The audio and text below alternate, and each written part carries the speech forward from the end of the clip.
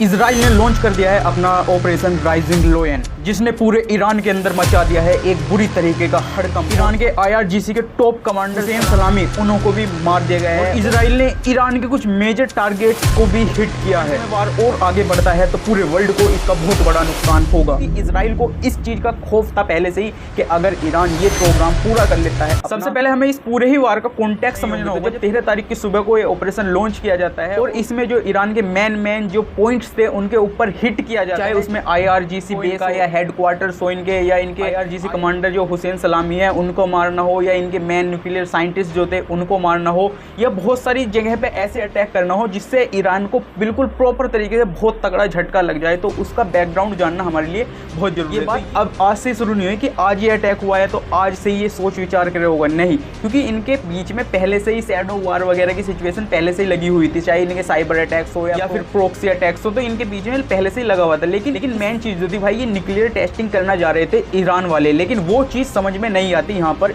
Israel को। और Israel क्या चाहता था कि भाई कि अगर ईरान किसी भी तरीके से अपना न्यूक्लियर प्रोग्राम जो है वो सफल कर लेता है, कहीं ना कहीं वो हमारे हक में एक तरीके से गलत साबित हो जाएगा। इसमें रिलेटेड ये नहीं है कि भाई इजराइल ही इसके खिलाफ था, नहीं, इसके खिलाफ US भी था और भी अदर कंट्रीज भी शामिल थी जो नहीं चाहती थी कि ईरान जो है भाई अपना न्यूक्लियर प्रोग्राम जो है वो सफल कर ले। तो लेकिन इजराइल को जब पसंद नहीं आया तो इजराइल सीधा इनकी न्यूक्लियर प्रोग्राम के ऊपर ही हिट करता है। अभी इसका ये कॉन्टेक्स्ट खत्म नहीं होगा, क्योंकि इन्होंने क्या करा, जब ये न्यूक्लियर प्रोग्राम के ऊपर ईरान के ये हिट करते हैं इजराइल वाले, उसके बाद भी इन्होंने भाई जो ईरान की कैपिटल है तेहरान, उसके अंदर भी जो इनका नॉर्थ ईस्ट वाला एरिया है और धमाकों की कुछ आवाजें सुनाई दी, जिससे ये पूरे ही इजराइल में एक तरीके से रेड अलर्ट जारी कर दिया गया है। और जो इजराइल ने भाई अपनी एयर स्पेस वगैरह सारी चीज़ों पर बिल्कुल एक तरीके से रोक लगा दी है, और ये पूरा ही मोड अब बिल्कुल एक मैन वॉर की तरफ जा रहा है। क्योंकि अगर ये वॉर संपन्न हो जाती है किसी वजह से, अगर ये बढ़ती चली जाती है, तो ये इस इजराइल और ईरान के बीच नहीं टिकेगी, क्योंकि इससे जो नुकसान होगा वो इंडिया को भी होगा, हर किसी देश को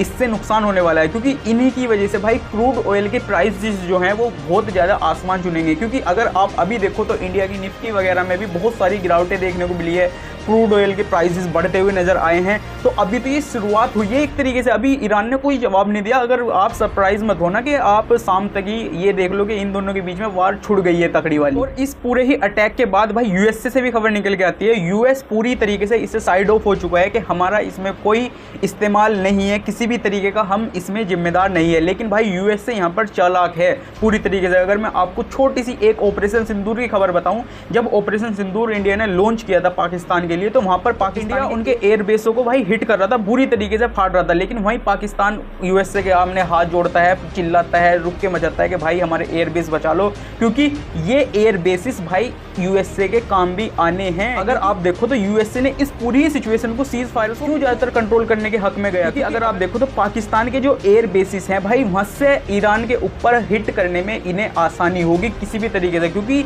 ये पहले से ही सोच विचार में थे। क्योंकि भाई जिस तरीके की ये अब सिचुएशन चलती आ रही है, ऐसा तो नहीं होगा कि जिस तरीके से US पीछे हटाया तो ये मान जाएंगे एक तरीके से कि नहीं है तो नहीं है। लेकिन क्योंकि US से भी भाई इसमें राड़ा अड़ा रहा था, इनके जो सिचुएशन हुई है पूरी न्यूक्लियर प्रोग्राम जो ये करना चाह रहे थे उसमें राड़ा USA का भी था, तो ये भी हो सकता है। और ये इसलिए भी कह रहा हूँ मैं क्योंकि US से जिस तरीके से भाई इनके आसिम मुनीर वगैरह जो इनके चीफ है, इन्हें अपने यहाँ पे इनवाइट कर रहा है, या इन्हें IMF का लोन मिल जा रहा है इनके ऑपरेशन सिंदूर के दौरान ही, तो ये बहुत बड़ा फेवर पाकिस्तान को आखिरकार किस लिए दिया जा रहा था। तो ये पूरा ही सिंपल ये तुक जो निकल कर आ रहा है वो इस समय इस सिचुएशन को डील कर रहा है यहाँ पर। और इजराइल ने जो भी इनके ऊपर टारगेट किया है ना, किसी ना किसी पर्पस के द्वारा ही किया है। और जितने भी लोग इन्होंने मारे हैं, इसमें सिविलियंस भी मरे हैं जो वहाँ पर आसपास में रह रहे थे, तो उस तरीके से सिविलियंस भी मरे, चाहे वोमेंस हो या मेंस हो या चिल्ड्रंस भी, बहुत सारी जो ईरान से ही निकल के आ रही हैं खबरें, उसके द्वारा ही मैं यहाँ पर बता रहा हूँ। लेकिन मैन जो इन्होंने टारगेट हिट करे भाई, चाहे इनकी न्यूक्लियर फैसिलिटीज हो, ऐसे इन्होंने टारगेट हिट करे हैं जो ईरान के लिए भी चौंकाने वाले थे, क्योंकि ये प्लान एक दिन में नहीं होना था। मेजर टारगेट हिट किए हैं। सबसे पहले हमें ये जानना जरूरी है और इनका पर्पस जानना जरूरी है कि ये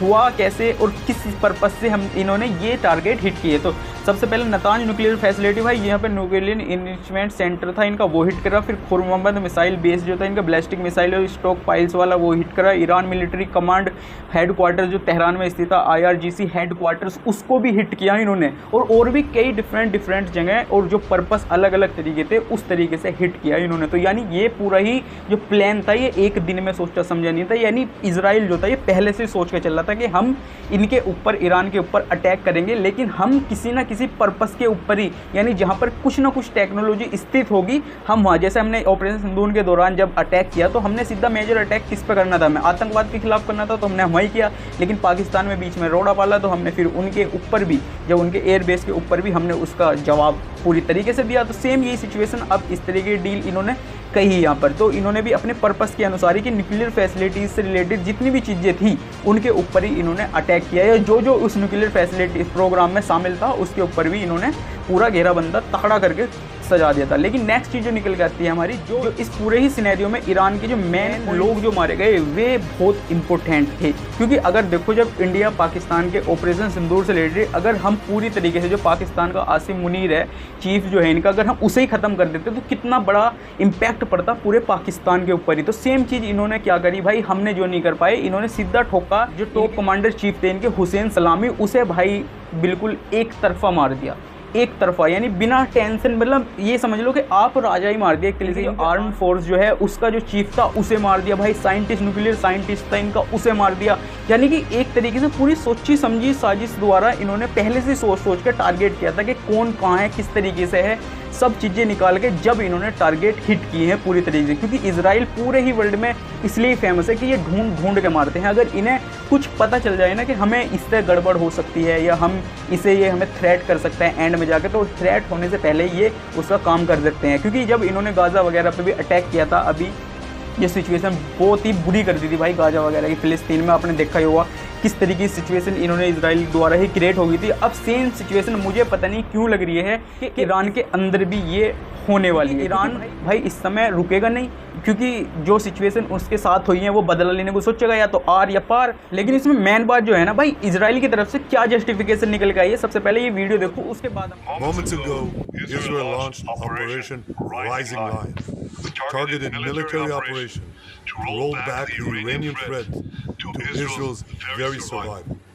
This operation will continue for as many days as it takes to remove this threat. For decades, the tyrants of Tehran have brazenly opened. So, Israel के पीएम की तरफ से ये जस्टिफिकेशन पूरी निकल गई जो आपने सुन ली होगी। लेकिन मेन चीज़ ये आती है कि अब ईरान इसके हक में क्या करेगा, किस तरीके का वो बदला लेगा। तो भाई ईरान का भी दावा है कि हम भी, Israel will pay a better price, जो कि पूरे ही इस सिनेरियो को एक बड़ा मोड़ दे सकता है। और जो मैंने शुरू में आपको कहा कि इससे इकोनॉमिकल ही डैमेज हो सकता है इंडिया को भी और भी अन्य देशों को भी, तो उसका मेन पॉइंट भाई मैंने शुरू में बताया आपको, क्रूड ऑयल से रिलेटेड। क्योंकि जब भी क्रूड ऑयल में भाई प्राइस बढ़ेंगे तो वहाँ इकोनॉमी डैमेज होएगी। क्योंकि मैंने आपको जो मेरी, अगर आपने पिछली वीडियोज़ देखी हो उसमें जो पर कैपिटा वगैरह पर मैंने बात करी, तो वहाँ पर भी मैंने बताया था कि अगर हमें अपनी इकोनॉमी बचानी है तो उसमें हमें अपना क्रूड ऑयल के प्राइस को बढ़ने नहीं देना, यानी मुद्रास्फीति क्रूड ऑयल की वो बढ़नी नहीं चाहिए। और जो ईरान जो है भाई, इसमें अटैक वो एम्बेसीज वगैरह को भी कर सकता है। और जितने भी तुम्हारे विदेश में जो रह रहे हैं, कतर वगैरह, कुवैत वगैरह में लोग जो गोल्डन वीज़ा वगैरह लेकर रह रहे हैं, तो आप बिल्कुल भी सरप्राइज मत होना कि वे अपने घर से छोड़ के इंडिया भी भाग आए। क्योंकि जब समय पर जब ईरान अपने हक की लड़ाई लड़ेगा तो वहाँ कुछ भी कर सकता है, किसी भी तरीके का आतंक मच सकता है। क्योंकि ईरान भाई इतना पोटेंशियल भी लगता है, और जो इनकी लॉन्ग रेंज मिसाइल्स हैं उन्हें भी प्रिपेयर्ड कर रहा है दोबारा से भाई इजराइल के ऊपर ताकने के लिए। और ये सिचुएशन अगर बढ़ती चली गई तो भाई इसमें यूएस से भी इनरोल हो सकता है 1%, जो मुझे लग रहा है। जो एयर बेसिस वगैरह की मैंने आपको पाकिस्तान वाली बताई है, उस चीज़ों से रिलेटेड निकल के, तो ये भी मुझे लगता है कि ये इसमें इंटरफेयर कर सकते हैं यूएस से वाले भी। और फिर ये वार इससे इतना बड़ा हो जाए तो कुछ पता नहीं चल सकता इसमें।